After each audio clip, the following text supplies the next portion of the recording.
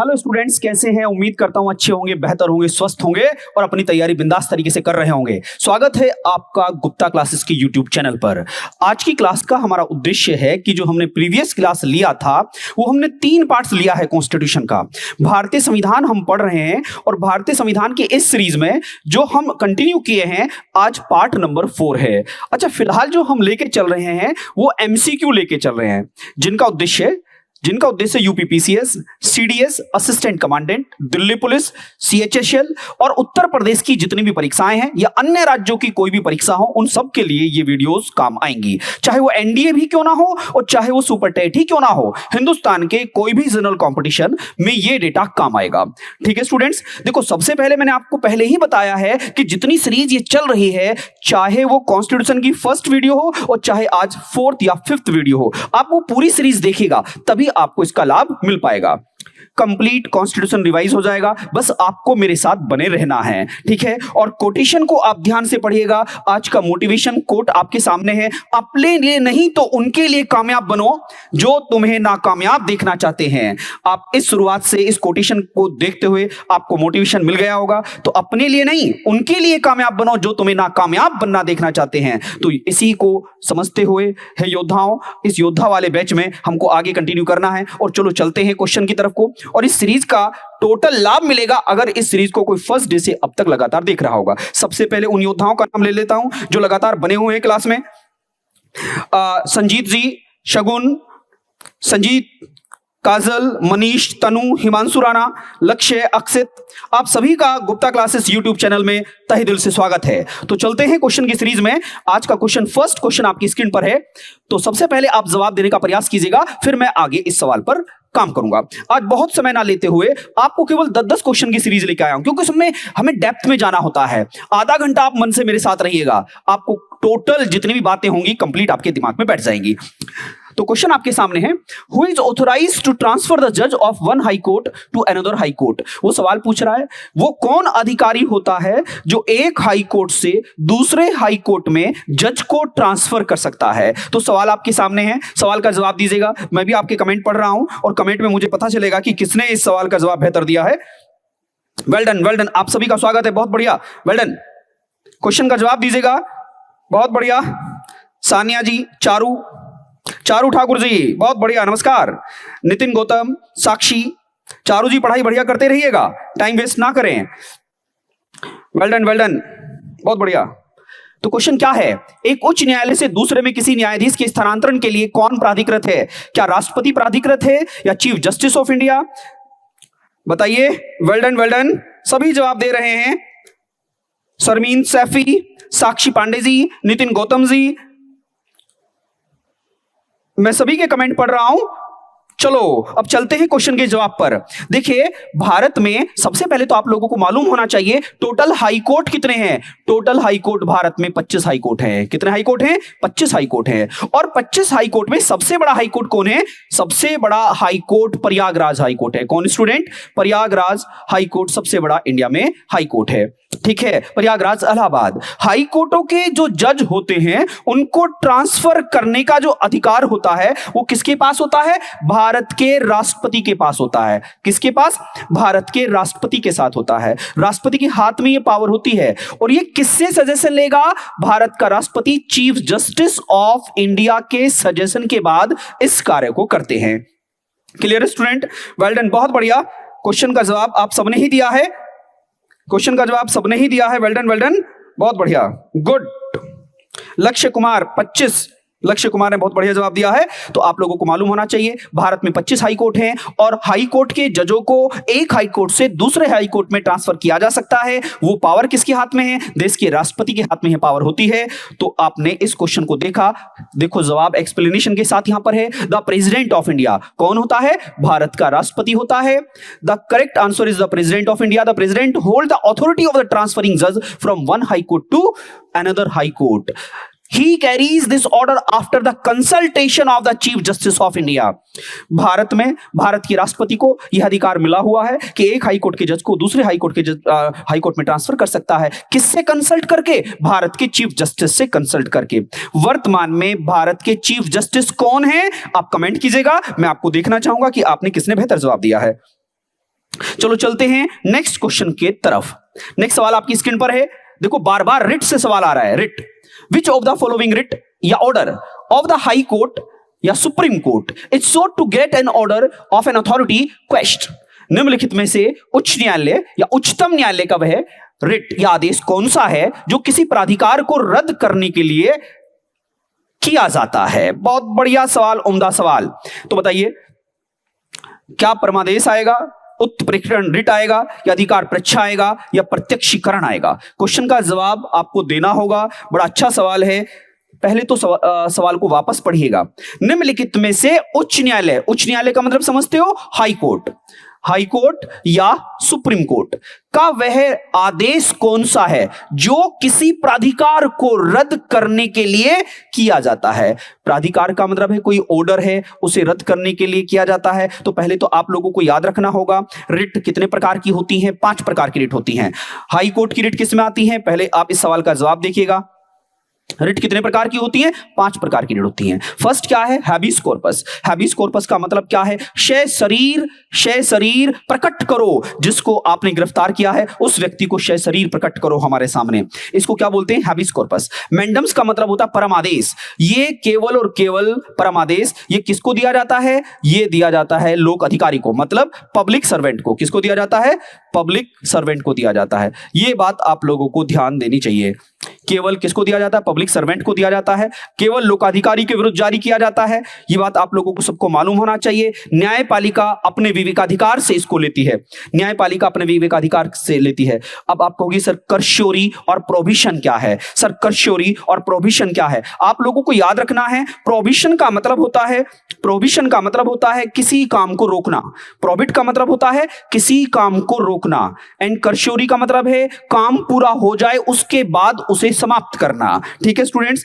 को वारंटो का मतलब है what is the authority to restrain a person from holding a public office which he is not entitled. जो योग्य व्यक्ति नहीं है उसे किसी ऑफिस डिपार्टमेंट से हटा दो। ये सुप्रीम कोर्ट के 5 रिट होते हैं। ये रिट हमने लास्ट क्लास में भी पढ़े थे और आज की क्लास में भी देखे हैं। तो इस क्वेश्चन का जवाब आपके सामने क्या आएगा? तो क्वेश्चन नंबर 2 आपके सामने है। कुछ जवाब बी दे रहे हैं, कुछ सी दे रहे हैं, तो इसका जवाब एग्जैक्ट क्या आएगा? अधिकार परीक्षा। क्या आएगा? अधिकार परीक्षा, को वारंटो। ठीक है, अब हम नेक्स्ट क्वेश्चन पे चलते हैं। नेक्स्ट क्वेश्चन आपकी स्क्रीन पर है। ठीक है, आप देखिएगा। जिसको इसका और डेप्थ में जवाब देना है, सीखना है, तो वो इसका video number 3 part number 3 constitution का देखिए, आपको क्लियर हो जाएगा। क्वेश्चन नंबर 3 क्या है? विच of the following is at the apex of the subordinate criminal court. देखो बहुत इंपॉर्टेंट सवाल है। इस क्वेश्चन का जवाब मैं देखना चाहूंगा कि कौन सा योद्धा सबसे बेस्ट देगा। इस क्वेश्चन का जवाब देखना चाहूंगा कि कौन होगा वो योद्धा जो इसको पूरा जवाब बेहतर तरीके से देगा। नितिन कुमार जी धन्यवाद, Sakshi Pandey ji chief justice of India, Dhananjay भाई चंद्रचूड़, बहुत बढ़िया जवाब दिया आपने, वेल डन। चारू जी अच्छा जवाब दे रहे हैं, चारू जी बहुत बढ़िया जवाब दे रहे हैं। बी सी चारू ठाकुर, अनुज पाल जी, मेघा रानी जी, श्रुति यादव, श्रद्धा सिंह यादव, चीनू जी, शिवानी सिंह, शगुन, सान्या तोमर जी, बहुत बढ़िया, वेल डन। सभी पार्टिसिपेट कीजिएगा, आपको बड़ा अच्छा लगेगा, बराबर सीखते चलेंगे। वो क्या कह रहा है? विच of the following is at the apex. Apex का मतलब होता है जो सुप्रीम हो, सर्वोच्च हो। Apex of the subordinate criminal court. देखो पहले तो एक बात बता देता हूं, जो हमारी जुडिशियरी है, न्यायपालिका है, भारत में जुडिशियरी क्या है? कंप्लीटली इंडिपेंडेंट है। भारत में न्यायपालिका पूर्णतः स्वतंत्र है। और यह विचार हमने कहां से लिया है? यूएसए से लिया है। अब बात यह है, भारत में न्यायपालिका क्या है? एकीकृत है। एकीकृत का मतलब क्या होता है? एकीकृत का मतलब यह होता है, ऊपर कौन होता है? सुप्रीम कोर्ट होता है। सुप्रीम कोर्ट के नीचे कौन होता है? हाई कोर्ट होता है। हाई कोर्ट के नीचे कौन होता है? सबऑर्डिनेट कोर्ट होता है। सबऑर्डिनेट कोर्ट्स के नीचे क्या होता है? आप देखिएगा तहसील, इस प्रकार के कोर्ट्स होते हैं। अब आप कहोगे कि सर क्वेश्चन का जवाब दीजिएगा तो हमें अच्छा लगेगा। चलो इस क्वेश्चन को पहले एक्सप्लेनेशन देखते हैं। भारत में सुप्रीम कोर्ट, आप देखिएगा सबसे बड़ा कोर्ट कौन है? सुप्रीम कोर्ट है। सुप्रीम कोर्ट के अधीन कौन है? हाई कोर्ट है। आप सब लोगों को मालूम होना चाहिए हिंदुस्तान में पहला सुप्रीम कोर्ट कब स्टेब्लिश हुआ? 1774 में। कब हुआ? 1774 में, जिसके जज चीफ जस्टिस कौन थे? एली जहां इम्पे। इसके बाद अगर आपसे कोई सवाल पूछता है भारत में सुप्रीम कोर्ट की स्थापना दिल्ली में कब हुई? आप योद्धाओं मुझे एक जवाब दीजिएगा, भारत में दिल्ली में सुप्रीम कोर्ट की स्थापना कब हुई? आपसे सवाल यह पूछा जा रहा है, भारत में नई दिल्ली में सुप्रीम कोर्ट की स्थापना कब हुई? तो आपका जवाब होना चाहिए 28 जनवरी 1950। 28 जनवरी 1950 में भारत में नई दिल्ली में सुप्रीम कोर्ट का एस्टेब्लिशमेंट हुआ, स्थापना हुआ। अब सवाल है, ये तो बात समझ में आ गई। हिंदुस्तान में पहला हाई कोर्ट कहां पर है? फर्स्ट हाई कोर्ट इंडिया में कलकत्ता में ओपन हुआ था। फर्स्ट हाई कोर्ट इंडिया में कोलकाता में 1862 में स्टार्ट हुआ था। कब स्टूडेंट्स? 1862 में। और हिंदुस्तान का 25वां high court Amaravati high court है। ये बात आप लोगों को समझ में आना चाहिए। First high court Calcutta high court और 25वां high court Amaravati high court. ये भी नोट्स बनाते चलना, आपको बड़ा अच्छा लगेगा। नेक्स्ट होता है हाई कोर्ट के नीचे कौन होता है? Subordinate court. सबॉर्डिनेट का मतलब होता है अधीनस्थ न्यायालय, अधीनस्थ न्यायालय। अब सबॉर्डिनेट कोर्ट 3 प्रकार के होते हैं, civil court, criminal court and revenue court. Civil court, criminal court और रेवेन्यू कोर्ट। ये बात आप लोगों को समझ में आ गई होगी, ठीक है। बहुत बढ़िया जवाब दे रहे हैं बिलाल जी, कैफ राणा, वेल डन।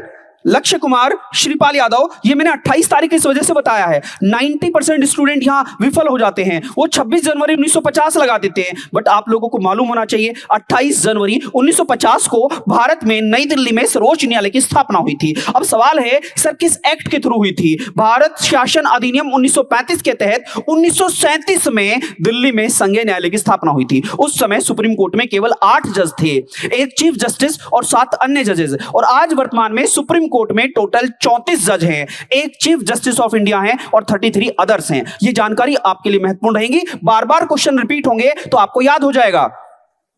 अब सवाल है कि सर भारत में सबॉर्डिनेट कोर्ट कितने होते हैं? आप देखिएगा स्क्रीन पर आपको पूरा जवाब मिल रहा है। तो देखो subordinate court, civil court, criminal court and revenue court.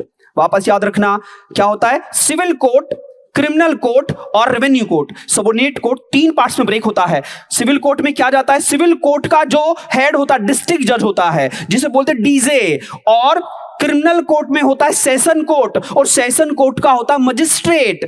और रेवेन्यू कोर्ट का जो अधिकारी होता है वो कमिश्नर या डीएम, जिसको कलेक्टर बोलते हैं। आप लोग समझ गए। 3 कोर्ट होते हैं सबॉर्डिनेट। एक तो होता है सिविल केस, एक होता है क्रिमिनल केस, एक होता है रेवेन्यू, राजस्व, भू राजस्व, ठीक है, जो इकट्ठा करता है टैक्स। देखो डीएम क्या होता है? डिस्ट्रिक्ट कलेक्टर होता है, जो रेवेन्यू का अधिकारी होता है। और याद रखना डीजे, डिस्ट्रिक्ट जज क्या होता है? सिविल कोर्ट का हेड होता है। और मजिस्ट्रेट, मजिस्ट्रेट किसका हेड होता है? जो दंडाधीश होता है वो सेशन कोर्ट होता है। तो यहां पर क्या जवाब आएगा? क्रिमिनल कोर्ट का सेशन कोर्ट। क्या आएगा? Session court. और भी बड़ी लिस्ट है, लेकिन मैं आपको केवल इतना ही बताऊंगा। रेवेन्यू कोर्ट में अधिकारी कौन होता है जिले में? जैसे हम अपने मेरठ जिले की बात करते हैं तो मेरठ जिले में रेवेन्यू ऑफिसर सबसे बड़ा कौन है? कमिश्नर है। और कमिश्नर के साथ डीएम साहब बैठते हैं। और डीएम का असिस्टेंट कौन होता है? याद रखना कौन होता है? तहसीलदार होता है। और तहसीलदार के नीचे कौन होता है? असिस्टेंट तहसीलदार होते हैं। ये रेवेन्यू ऑफिसर कहलाते हैं। ये बातें आप लोगों को समझ में आ गई होंगी। तो आप लोगों ने क्या हायरार्की समझी? सबसे ऊपर सुप्रीम कोर्ट, सुप्रीम कोर्ट से नीचे हाई कोर्ट, हाई कोर्ट से नीचे सबॉर्डिनेट कोर्ट, सबॉर्डिनेट कोर्ट 3 प्रकार के। कौन कौन सा? बोलो बोलो। Civil court, criminal court, revenue court. Revenue court का जो बड़ा अधिकारी होता है कमिश्नर होता है। और एक जिले में जो सिविल का मतलब घर का मुकदमा, चम्मच का मुकदमा, पड़ोसी ने चम्मच चुरा ली तो उसका केस सिविल में आएगा। या आप लोगों ने सुना होगा भारत में जमीन का विवाद, जैसे पड़ोसी ने थोड़ी सी ईंट मेरी तरफ निकाल दी तो उसका वो सिविल केस आएंगे। तो सिविल केस में जो जज होता है उसे जिला जज कहते हैं। और किसी ने किसी को चाकू मार दिया तो ये सजा कौन देगा? दंडाधीश। इसमें दंड मिलेगा। तो दंड मिलेगा तो कौन करेगा? सेशन जज करेगा। तो ये बात आप लोगों को समझ में आनी चाहिए। अब सवाल का जवाब तो आई थिंक आपको मिल गया होगा। तो कौन होगा इस सवाल का जवाब? सत्र न्यायालय। कौन होगा स्टूडेंट्स? सत्र न्यायालय। बहुत सारे स्टूडेंट इस सवाल का जवाब देने में असफल हुए, तो आप लोगों को याद रखना होगा इसका जवाब क्या आएगा? 3rd ऑप्शन आएगा। क्वेश्चन नंबर 3 का जवाब नंबर 3 किस किस को समझ में आया प्लीज मुझे बताइएगा और कमेंट करके बताइएगा। क्या ये जानकारी आपके पास थी? अगर थी तो वेल डन, नहीं थी तो हमने सीख लिया, इसमें क्या बुराई है? वेल डन, बहुत बढ़िया। लगातार बने रहिएगा और इस नॉलेज बूस्टर सेशन का लाभ उठाते रहिएगा। गुप्ता क्लासेस आपके साथ है, बस आपको गुप्ता क्लासेस का जो डेटा है उसको पढ़ते रहना है। वेल डन, वेल डन, बहुत बढ़िया। अभिषेक जी आप सभी ने जवाब अच्छा दिया, गुड गुड। अब चलते हैं आगे। मैं सभी के मैसेज में लगातार पढ़ रहा हूं क्योंकि बड़ी जो स्क्रीन में मुझे दिख नहीं पाता है तो मोबाइल की स्क्रीन से मुझे आपके कमेंट पढ़ने पड़ रहे हैं। श्रीपाल जी बहुत बढ़िया, धन्यवाद। तो चलते हैं आगे। क्वेश्चन नंबर नेक्स्ट आपकी स्क्रीन पर है। केवल 10 सवाल पढ़ेंगे, लेकिन ईमानदारी से पढ़ेंगे। 10 सवाल पढ़ेंगे, ईमानदारी से पढ़ेंगे। थोड़ा टाइम चाहे लगेगा, लेकिन ऐसा पढ़ेंगे कि फिर 10 सवाल कभी जिंदगी में ना पढ़ने की जरूरत पड़े। और ऐसा कोई भी टॉपिक हम पढ़ेंगे, ऐसा पढ़ेंगे कि फिर वापस ना पढ़ना पड़े, एक बार में ही काम हो जाए। ये सीरीज आप कंप्लीट देखना। इन सीरीज का लाभ तभी मिलेगा जब आप सारी सीरीज को देखोगे, फिर एग्जाम को देने जाना आपको तकलीफ नहीं होगी। बहुत बढ़िया, वेल डन, वेल डन। अब नेक्स्ट सवाल आपकी स्क्रीन पर है। Which among the following court has the original jurisdiction to hear petition and give decision challenging election of the Lok Sabha and Vidhan Sabha. हे योद्धा बैच के योद्धाओं, मुझे एक बात बताओ, भारत में लोकसभा और विधानसभाओं के चुनाव से संबंधित कोई डिस्प्यूट मींस कोई झगड़ा हो जाए तो इनमें से वह कौन होगा जो इस झगड़े को सोल्व करेगा? क्या वो सुप्रीम कोर्ट होगा, चाहे वो स्पेशल जज ऑथोराइज्ड होगा, या सुप्रीम कोर्ट है, या डिस्ट्रिक्ट कोर्ट होगा? कौन होगा? हे योद्धाओं, इस सवाल का जवाब दीजिएगा। मेरा वापस सवाल सुनिएगा। विधानसभा या लोकसभा में कोई क्या हो, झगड़ा हो जाए, डिस्प्यूट हो जाए, क्या हो जाए झगड़ा? ऐसा हो जाए हारने वाला कह दे मैं तो हारा ही नहीं, चीटिंग करी है सामने जीतने वाले ने, इसने सर ईवीएम मशीन में धोखाबाजी की है और सर ये ईवीएम मशीन में धोखाबाजी से जीत गया है। तो इस समस्या का समाधान क्या कोई सुप्रीम कोर्ट करेगा, या कोई हाई कोर्ट करेगा, या कोई डिस्ट्रिक्ट कोर्ट करेगा, या सबऑर्डिनेट कोर्ट करेगा, या कोई अधिकारी होगा? तो योद्धाओं बैच के योद्धा, आप मुझे बताओ चार ऑप्शन में से वो कौन होगा जो किसके डिस्प्यूट को सोल्व करे? लोकसभा और विधानसभा के चुनाव से संबंधित। बहुत बढ़िया बढ़िया सवाल आपके सामने आ रहे हैं। योद्धाओं आप थोड़ा जवाब गलत दे रहे हैं। योद्धाओं आप थोड़ा जवाब गलत दे रहे हैं। लोकसभा और विधानसभा के डिस्प्यूट को हाई कोर्ट सोल्व करेगा। कौन सोल्व करेगा? High court of the state, high court of the state. बस आप लोगों को एक बात याद रखनी है, भारत में सुप्रीम कोर्ट केवल और केवल राष्ट्रपति और उपराष्ट्रपति के चुनाव से संबंधित विवाद को सुलझाएगा। Article number 71। बात हुई थी नहीं हुई थी हमारी, इससे पहले हमने सीरीज पढ़ी है। आप कैसे जवाब दे पाओगे ऐसा? योद्धाओं आप लोगों को पता होना चाहिए, केवल और केवल सुप्रीम कोर्ट राष्ट्रपति और उपराष्ट्रपति के चुनाव से संबंधित डिस्प्यूट को सोल्व करेगा। केवल दो। इसके अलावा विधानसभा और लोकसभा के चुनाव से संबंधित समस्या का समाधान राज्य का हाई कोर्ट करेगा। वेल डन, कोई बात नहीं, हमने नॉलेज को गेन किया। कैसे भी हमें नॉलेज मिलना चाहिए, अल्टीमेटली हमें सीखना है। हम उन्हीं क्वेश्चन को लेके आएंगे जहां पर आपको डिस्प्यूट हो सकता है, आपको थोड़ी तकलीफ हो सकती है। मुझे पता है आप कमजोर नहीं हैं, क्योंकि योद्धा कमजोर नहीं होता है। आप लड़ रहे हो, सबसे बड़ी बात यह है, जो लड़ता है वो कभी हारता नहीं है। हारता तो वो है जो कभी लड़ता ही नहीं है। चलिए क्वेश्चन नंबर आगे, इसका जवाब देख लीजिएगा। Which among the following court has the original jurisdiction to hear petition and give the decision challenging election of the Lok Sabha and Vidhan Sabha? Only and only high court. High court solve करेगा। मैं योद्धाओं आपको बता देता हूं, वापस याद रखना। पहले तो याद रखना है, देश का इलेक्शन कमीशन, देश का चुनाव आयोग 6 प्रकार के चुनाव कराता है। वो 6 प्रकार के चुनाव कौन कौन से होते हैं, ध्यान देना। एक तो राष्ट्रपति का है, प्रेसिडेंट, एक वाइस प्रेसिडेंट, एक भैया लोकसभा, एक राज्यसभा, एक विधानसभा और एक विधान परिषद। इन 6 चुनाव को इलेक्शन कमीशन कराता है। इन 6 प्रकार के चुनाव को इलेक्शन कमीशन कराता है। और इनमें अगर राष्ट्रपति और उपराष्ट्रपति, इनमें अगर राष्ट्रपति और उपराष्ट्रपति के चुनाव में दिक्कत होती है तो सुप्रीम कोर्ट देखता है। और ये जो लास्ट के 4 हैं, इनमें कोई झगड़ा होता है तो हाई कोर्ट देखता है। हे योद्धा बैच के योद्धाओं, आपको आई थिंक ये बात समझ में आई होगी, मुझे बताएं। बहुत बढ़िया, well done, keep it up. चलिए आगे चलते हैं। बहुत 50% क्वेश्चन हो गए, अब 5वें सवाल पर आए हैं भाई। वो कह रहा है प्रिवेंटिव डिटेंशन मींस निवारक नजरबंदी का अभिप्राय क्या है? हे योद्धाओं, इस सवाल का जवाब दीजिएगा और मुझे बताइएगा, क्या आपको इसका वास्तविक अर्थ पता था? क्योंकि ये एग्जाम में पूछा गया है। मैं इन्हीं क्वेश्चन को लेकर आपके सामने आया हूं, जिससे कि मेरा कोई भी योद्धा ऐसा ना हो जाए कि उसे लगे कि सवाल कुछ अजब गजब पूछ लिया गया था, हम नहीं जवाब दे पाए। तो इसी वजह से सीरीज चालू की गई है, क्योंकि थ्योरी प्लस क्वेश्चन दोनों में थोड़ा डिफरेंस होता है। चलो देख लेते हैं। प्रिवेंटिव डिटेंशन मींस निवारक नजरबंदी का अभिप्राय है। क्या होता है निवारक नजरबंदी? आप लोगों को मालूम होना चाहिए हिंदुस्तान के अंदर जब हमें ऐसा लगे कि सामने वाला व्यक्ति कुछ गड़बड़ कर सकता है, जब सरकार को ऐसा अभिप्राय हो जाए तो सरकार बिना पूछे उसे गिरफ्तार कर सकती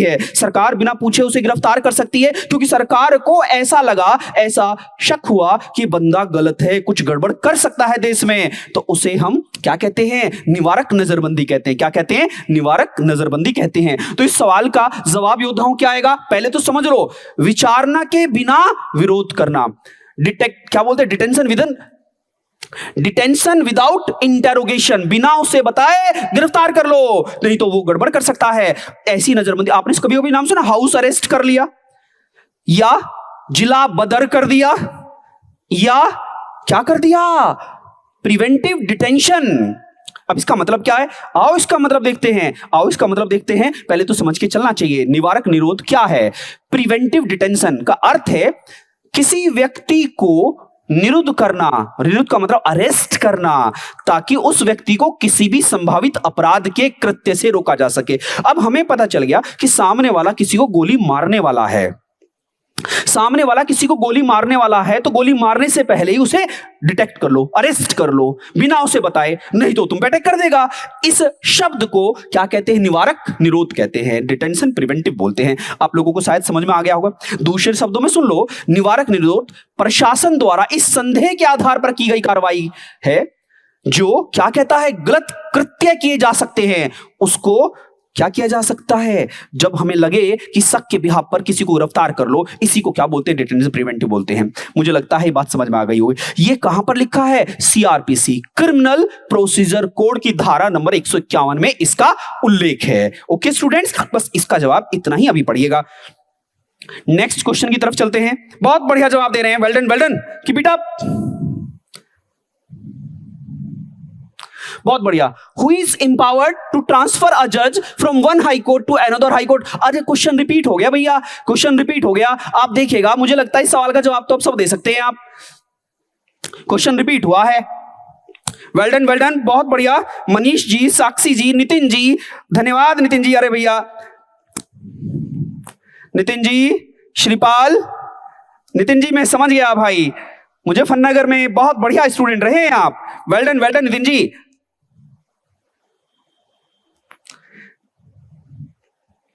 धन्यवाद Nitin ji. Who is the empowered to transfer a judge from one high court to another judge?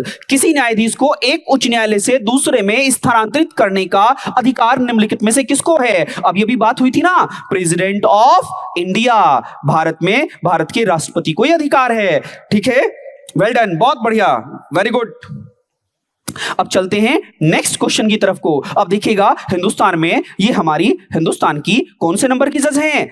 कौन से नंबर की प्रेसिडेंट है द्रौपदी मुर्मू जी? मुझे बताओ जल्दी, हिंदुस्तान में कौन से नंबर की राष्ट्रपति हैं द्रौपदी मुर्मू? आप लोगों को मालूम होना चाहिए। 15वें नंबर की हमारे यहां पर कौन है? ये 15th नंबर की प्रेसिडेंट ऑफ इंडिया हैं। 15th president of India. Okay student, और हमारे मोदी जी कौन से नंबर के प्रधानमंत्री हैं? हमारे मोदी जी हिंदुस्तान में अभी फिलहाल 14th नंबर के प्राइम मिनिस्टर हैं। और हमारे उपराष्ट्रपति भी कौन से नंबर के हैं? 14th नंबर के उपराष्ट्रपति हैं। और हमारे मुख्य न्यायाधीश कौन से नंबर के हैं? मुख्य न्यायाधीश 50वें नंबर के हैं। और हमारे महान्यायवादी कौन से नंबर के हैं? 16th नंबर के हैं, 16वें नंबर के महान्यायवादी है। तो हे योद्धाओं, ये छोटी छोटी बातें हैं जो आपको लिखनी है।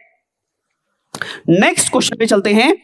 जजेस of the supreme court and high court can be removed by. देखो कितना अच्छा सवाल आया है। हाई कोर्ट और सुप्रीम कोर्ट के जजों को कैसे और कौन रिमूव कर सकता है? कैसे और कौन रिमूव कर सकता है? जजेस of the supreme court and high court can be removed by. उच्चतम न्यायालय और उच्च न्यायालय के न्यायाधीशों को कौन हटा सकता है? बहुत बढ़िया जवाब है, वेल डन, बहुत बढ़िया। देखो कितने अच्छे जवाब आप दे रहे हैं।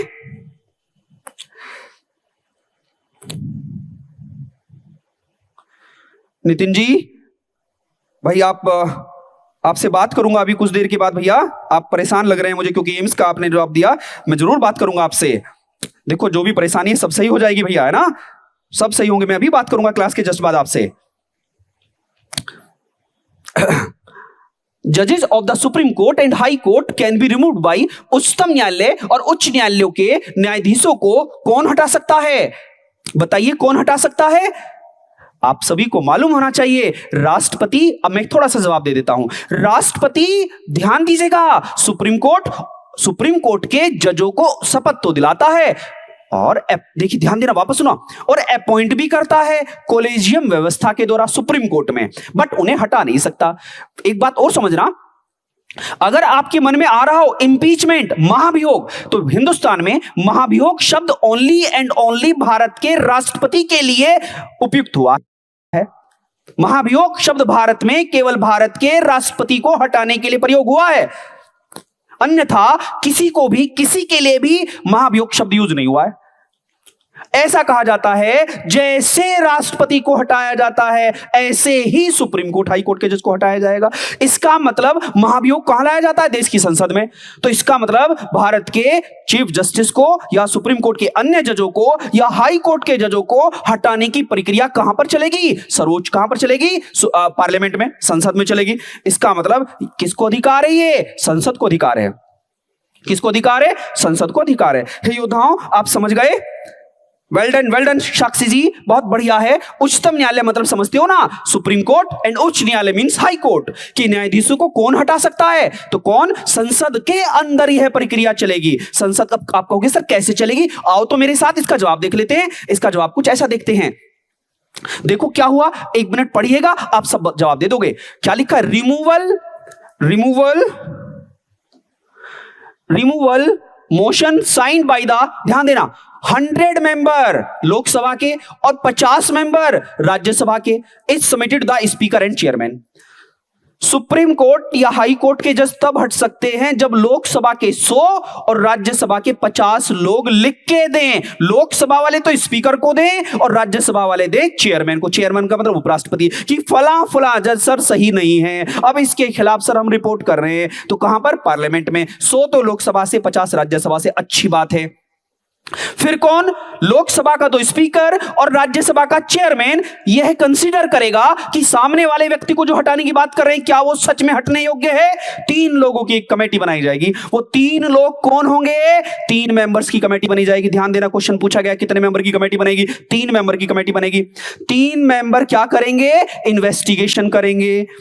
इन्वेस्टिगेशन करने के बाद किसको अपनी रिपोर्ट देंगे? रिपोर्ट दे देंगे देश के राष्ट्रपति को, और राष्ट्रपति अगर उस पे हस्ताक्षर कर दे, ध्यान देना, वापस सुनो, अगर ऐसा हो रहा है तो संसद, लोकसभा में 2/3 और राज्यसभा भी 2/3 विशेष बहुमत से उसे पास कर दे कि हां सामने वाला व्यक्ति गलत है, तो अब उस पर राष्ट्रपति हस्ताक्षर कर देगा, और राष्ट्रपति हस्ताक्षर करते ही सुप्रीम कोर्ट और हाई कोर्ट के जज को हटना होगा। लेकिन इस भारत का सौभाग्य है, भारत में अभी तक किसी व्यक्ति पर महाभियोग की प्रक्रिया लागू नहीं हुई है। अगर कुछ जजों पर लाया भी गया तो वो जज इतने समझदार थे, उन जजों ने महाभियोग शब्द से पहले ही, उस प्रक्रिया के पूरा होने होते ही, तो होने से पहले ही इस्तीफा दे दिया कि लो इस्तीफा, भारत की गरिमा को बचा के रखो। और भारत की गरिमा हमेशा स्वर्णीय अक्षरों में लिखी गई। यही कारण है भारत में आज तक किसी पर महाभियोग की प्रक्रिया लागू नहीं हुई है, मतलब पूरी नहीं हुई है। वेल डन, बहुत बढ़िया। चलिए नेक्स्ट क्वेश्चन पे चलते हैं।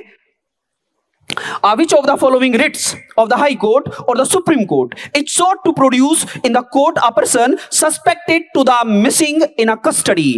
सीधी सी बात है। क्या कह रहा है? ऐसे व्यक्ति, देखो क्वेश्चन का जवाब पढ़िएगा, बहुत बस थोड़े से 3 सवाल बचे, ओनली 3 क्वेश्चन बचे हैं। मुझे पता है आपका टाइम कीमती है और आपके टाइम की कीमत समझते हुए मैं केवल 10 सवाल लेके आया हूं, जिससे कि आप दूसरी चीजें भी अपने घर की दिनचर्या में भी आप समय दे सके। तो चले, केवल 3 सवाल के साथ मेरे साथ लड़ाई लड़िएगा। Which of the following writs का मतलब आप समझ सकते हो। writs का मतलब होता है ऑर्डर, आदेश। ऑर्डर या आदेश कौन जारी करता है? हाई कोर्ट या सुप्रीम कोर्ट? हाई कोर्ट या सुप्रीम कोर्ट? हाई कोर्ट करता है आर्टिकल नंबर 226 के तहत, सुप्रीम कोर्ट करता है आर्टिकल नंबर 32 के तहत। ये आप प्रीवियस वीडियोस में देख चुके हो और उसको बिंदास तरीके से आपने पढ़ा है। ऐसे व्यक्ति को अदालत में पेश करने के लिए जिसके गुम, हिरासत में होने की शंका हो, उच्च न्यायालय या उच्चतम न्यायालय की निम्नलिखित में से कौन सी रिट मांगी जाती है? अब मुझे एक बात बताओ, पुलिस ले गई किसी व्यक्ति को उठा के, और हम परिवार वालों को ऐसा लगा कि कहीं हमारे व्यक्ति को पुलिस ने गड़बड़ तो नहीं करती है, क्योंकि हमारे माइंड में निगेटिव अप्रोच जाएगी, कहीं ऐसा तो नहीं कि एनकाउंटर कर दिया हो पुलिस ने। तो हम अपील करते हैं, अपील की जाती है और अपील करते हैं कहां पर, या तो हाई कोर्ट या सुप्रीम कोर्ट। अब हाई कोर्ट या सुप्रीम कोर्ट आदेश देता है कि इस सामने वाले व्यक्ति को शरीर बॉडी के साथ मेरे सामने लाओ। आपने कैसे हिम्मत हुई, सामने वाले व्यक्ति को छिपा दिया तुमने, शरीर हमारे सामने प्रकट करो, कहीं ऐसा तो नहीं कि आपने उसका एनकाउंटर कर दिया हो। तो ऐसे रिट को, ऐसे आदेश को, हाई कोर्ट या सुप्रीम कोर्ट के आदेश को आप क्या कहते हैं, हैबीज कॉर्पस क्या बोलते हैं, हैबीज कॉर्पस बोलते हैं, बंदी प्रत्यक्षीकरण बोलते हैं। क्लियर है स्टूडेंट्स। इसके बाद आप देखिएगा, ये हैबीज कॉर्पस के बारे में सुनिएगा। हैबीज कॉर्पस आपके सामने मैंने एक्सप्लेन किया है। यह रिट उस अधिकारी के विरुद्ध दायर की जाती है जो किसी व्यक्ति को बंदी बनाकर रखता है। इस रिट को जारी करके कैद करने वाले अधिकारी को यह निर्देश दिया जाता है या आदेश दिया जाता है गिरफ्तार व्यक्ति को न्यायालय में पेश किया जाए। और इस रिट का उद्देश्य मूल अधिकार में दिए गए दैहिक स्वतंत्रता के संरक्षण का अधिकार है, अनुपालन करना है। यह रिट अवैध बंदीकरण के विरुद्ध प्रभावी कानूनी राहत प्रदान करती है। इसका मतलब है किसी व्यक्ति को अगर पुलिस अरेस्ट कर ले और पुलिस अरेस्ट करके हमें पता ही ना चले कि उसे रखा कहां गया है, तो आप हाई कोर्ट या सुप्रीम कोर्ट में अपील कर सकते हैं। हाई कोर्ट में जाओगे तो 226 के तहत जाओगे, सुप्रीम कोर्ट में जाओगे तो 32 के तहत जाओगे, और वह आदेश देगा उस व्यक्ति को या सरकारी अफसर को। यह दोनों के खिलाफ लाई जा सकती है, सरकारी अफसर के खिलाफ भी और व्यक्तिगत इंडिविजुअल व्यक्ति के खिलाफ भी, कि सामने वाले व्यक्ति को आप कैसे गिरफ्तार कर सकते हो। दैहिक स्वतंत्रता का अधिकार है, और दैहिक स्वतंत्रता जानते हो, आर्टिकल नंबर 21 समझ गए होंगे। चलो चलते हैं नेक्स्ट। सेकंड लास्ट सवाल है आपकी स्क्रीन पर, सेकंड लास्ट है। वेल डन 9th नंबर का क्वेश्चन है, बस एक और बचा है, जल्दी लड़ाई लड़िएगा। वेल डन बहुत बढ़िया। Point out which from the following is not a right enumerated in the Constitution of India but has been articulated by the Supreme Court to be fundamental right। निम्नलिखित में से वह अधिकारी कौन सा है जिसकी गणना भारत के संविधान में नहीं की गई है लेकिन उसे उच्चतम न्यायालय ने मौलिक अधिकार बताया है। वो कह रहा है ऐसा कौन सा मौलिक अधिकार है जो भारत के मौलिक अधिकारों की सूची में नहीं है, परंतु वह मौलिक अधिकार है। बोलो जल्दी। आप लोग सभी को सुना होगा, आपने पढ़ा होगा, बताइए। हे योद्धाओं, मुझे जवाब दीजिए इस क्वेश्चन का। सोनू जी, आकांक्षा, साक्षी जी, काजल जी, शिखा जी, महिमा, सोनू जी, चिराग जी, तनु जी, तेजस, पंकज, वेल डन। आप सभी जवाब दे रहे हैं, परंतु थोड़ा सोच के दें। सवाल समझिएगा।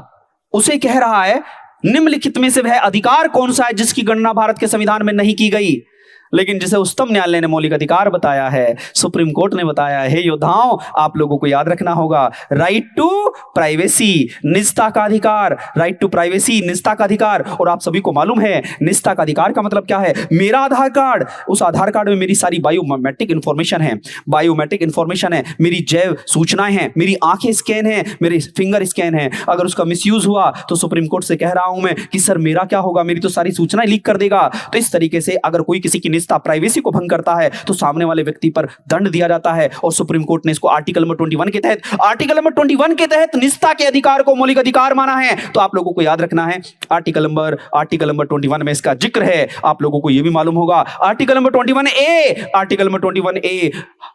21A क्या है, राइट टू एजुकेशन, शिक्षा का अधिकार। आर्टिकल नंबर 21A है वो। और आर्टिकल नंबर 21 क्या है, निजता का अधिकार। और आर्टिकल नंबर 20 में क्या लिखा है, बोलो, राइट टू लाइफ, जीने का अधिकार। और जीने के अधिकार में सोने का अधिकार भी है, वो भी यहीं पर है। सोने का अधिकार, अच्छे वातावरण का अधिकार, याद रखना सभी इसी में। और अपनी इच्छा से शादी करने का अधिकार, यह भी यहीं पर है। अब ज्यादा खुश मत हो, अपनी इच्छा से शादी करने का अधिकार लिखा है, लेकिन गलती मत करना, मम्मी पापा की इच्छा से ही शादी करना। चलो चलते हैं। चेहरे पे बड़ी मुस्कुराहट आ गई आपके इस बात को सुनकर। चलो अब देखिएगा, फंडामेंटल राइट, आधार कार्ड का कंसेप्ट देख लेते हैं। आर्टिकल नंबर 21 में सब कुछ ये लिखा है, ठीक है ना। आर्टिकल नंबर 21 में ये सारी बातें लिखी हैं, बहुत बढ़िया। चलिए आगे चलते हैं। आज की इस क्लास का लास्ट सवाल है,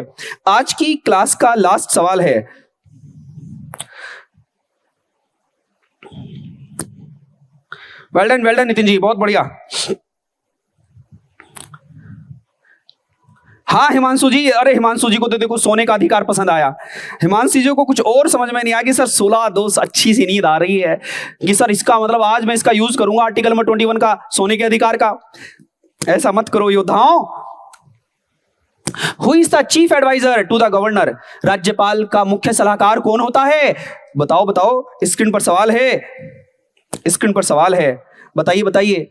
chief justice of Indian supreme court, Bharat के उच्चतम न्यायालय का मुख्य न्यायमूर्ति, या चीफ मिनिस्टर, या स्पीकर ऑफ द लोकसभा, या राष्ट्रपति? वो बोल रहा है राज्यपाल का सलाहकार कौन है? राज्यपाल, गवर्नर।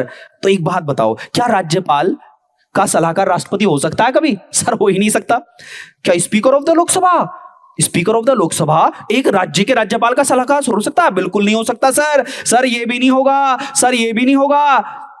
सर तो बचा कौन? सर बचा मुख्यमंत्री। तो मुख्यमंत्री ही तो आएगा जवाब। मुख्यमंत्री राज्य के राज्यपाल का सलाहकार होगा। और राज्य की देखो, याद रखो, राज्य का मुखिया कौन है? राज्य का मुखिया राज्यपाल है, परंतु राज्य सरकार का मुखिया मुख्यमंत्री है। दोनों बातें समझना।